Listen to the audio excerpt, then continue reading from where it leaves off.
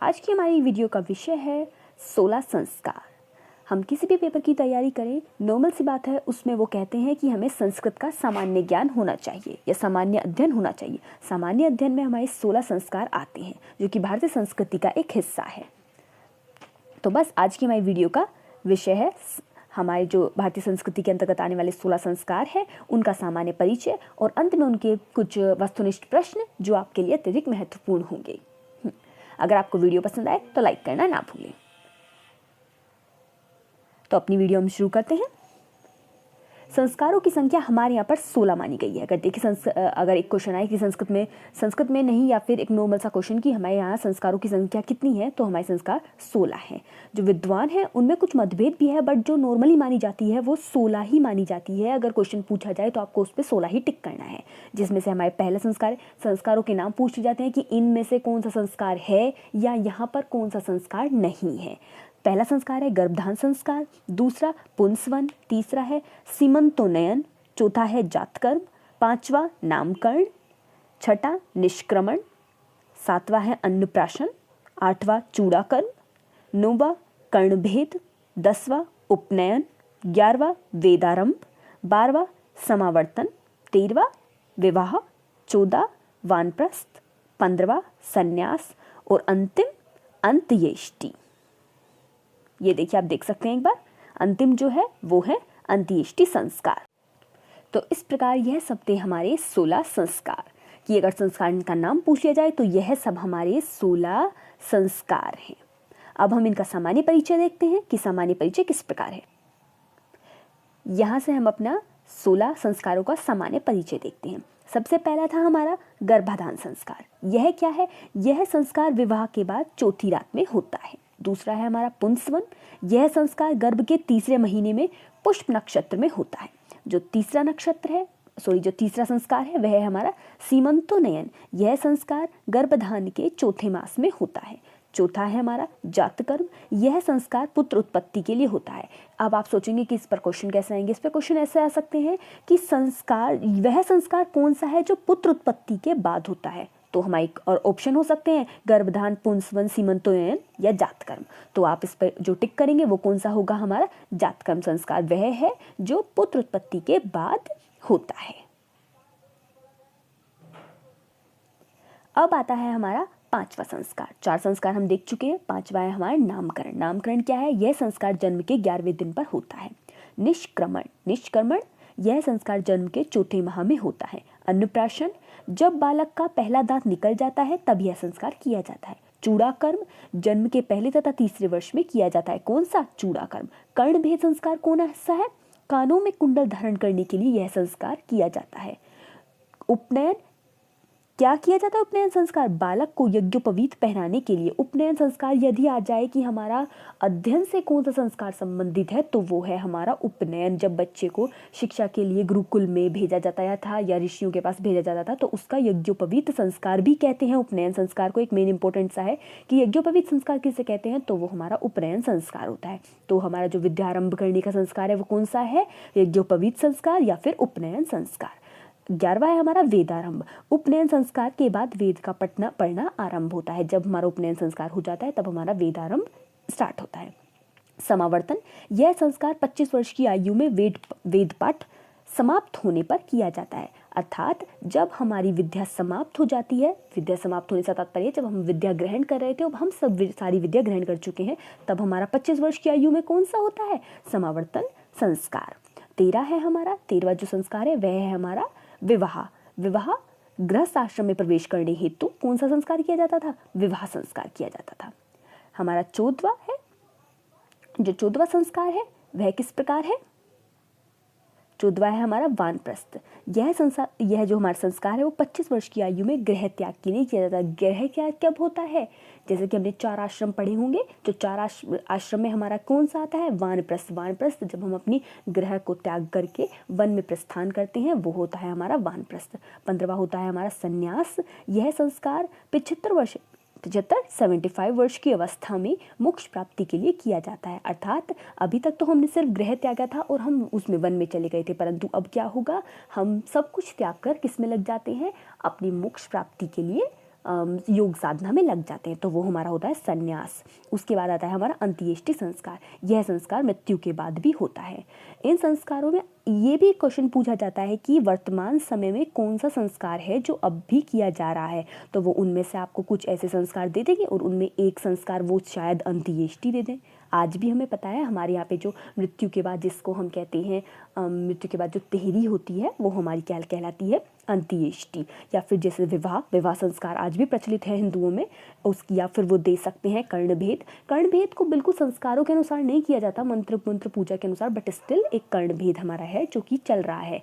उपनयन वेदारंभ अब नहीं चलते हैं, बच्चे को बचपन में ही उसको डाल देते हैं, कहाँ, कॉन्वेंट स्कूल या स्कूल में, कोई से भी स्कूल में, तो ऐसा नहीं होता है कि उसको 1-2 प्रविष्ट कराया जाए। तो ये अगर पूछा जाए वर्तमान युग में कौन से संस्कार अभी भी चल रहे हैं, तो वो कौन सा है, हमारा विवाह हो सकता है, अंत्येष्टि हो सकता है, कर्णभेद भी हो सकता है। ये सब संस्कार क्या है जो वर्तमान में भी चल रहे हैं। इस प्रकार हमारा सभी संस्कार, सभी जो 16 के 16 संस्कार हैं, उनका सामान्य परिचय समाप्त हुआ। अब हम इसके देखते हैं वस्तुनिष्ठ प्रश्न। चलिए, तो हमारे वस्तुनिष्ठ प्रश्न आरंभ होते हैं अब से। हमारा पहला वस्तुनिष्ठ प्रश्न क्या है, मनुस्मृति में संस्कारों की संख्या है, कितनी है मनुस्मृति में संस्कारों की संख्या, 16। जैसा कि हमने भी बात की कि संस्कार कितने हैं, 16 संस्कार हैं। गौतम धर्मसूत्र अनुसार संस्कारों की संख्या है, कितनी है, 48। अगर पूछा जाए गौतम के अनुसार कितनी है, तो वो 48 है। सर्वप्रथम संस्कारों का शास्त्रीय विवेचन मिलता है, कहाँ मिलता है सर्वप्रथम शास्त्रीय विवेचन, कहाँ मिलता है, बृहदारण्यकोपनिषद में। इसी प्रकार हमारा चौथा क्वेश्चन आया, प्राक जन्म संस्कार में गिना जाता है,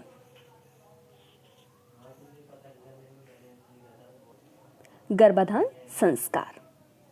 बच्चे को सर्वप्रथम गुरु के समीप भेजे जाने को किस संस्कार से जाना जाता है, हमने चर्चा भी की थी संस्कार पे, कोशिश करिए आपको याद आएगा। वेरी गुड, उपनयन संस्कार। सीमंतोन्नयन संस्कार गर्भ के पश्चात किस माह में किया जाता है, चौथे माह में। बालक का नामकरण संस्कार कौन कराता है, कौन करता है, पिता। नामकरण संस्कार कब किया जाता है, जन्म की 10वीं या 12वीं रात्रि बीतने के बाद। संस्कार से संपन्न नहीं होता है, क्या नहीं होता है संस्कार से संपन्न, स्वार्थ परकता। भारतीय संस्कृति में शिक्षा का महत्वपूर्ण साधन माना जाता है, संस्कार। मृत्यु पश्चात संस्कार का नाम क्या है, सोचिए, वह संस्कार आज भी चल रहा है, आशा करते हैं आपको पता होगा, क्या है, अंत्येष्टि संस्कार। निष्क्रमण संस्कार को कहते हैं शिशु का प्रथम बार घर से बाहर जाना। कर्ण छेदन संस्कार का उद्देश्य है, क्या उद्देश्य है, रोग आदि से रक्षा। ये अभी पूछा जाए तो ये इसलिए होता है, जो हमारा कर्णछेद किया जाता है वो हमारी एक पॉइंट होते हैं नसों के बीच में, जिनसे वो दब जाते हैं और जिनसे वो हमारी क्या करते हैं, रोगों से रक्षा करते हैं। इसीलिए कर्णछेद संस्कार को क्या किसके लिए किया जाता है, इसका उद्देश्य क्या है, रोगों आदि से रक्षा के लिए किया जाता है। विद्यारंभ संस्कार को कहते हैं, पढ़ा था हमने, उपनयन संस्कार।